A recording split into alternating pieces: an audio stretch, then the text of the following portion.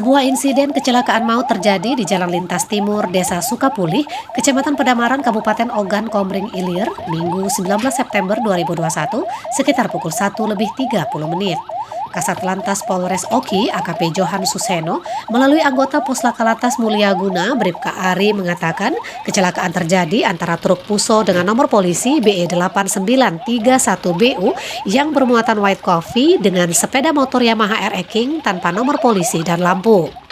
Dijelaskannya, truk itu melaju dari arah Lampung menuju Palembang.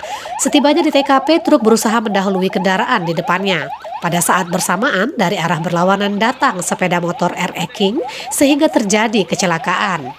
Akibat peristiwa tersebut, pengendara motor yang bernama Ibnu, warga desa Mulyaguna, Kecamatan Teluk Gelam, meninggal dunia di TKP. Sedangkan identitas sopir truk masih belum diketahui karena melarikan diri. Melihat korban yang masih berada di bawah mobil, polisi bersama masyarakat berusaha menyelamatkan serta membawanya ke RSUD Kayu Agung.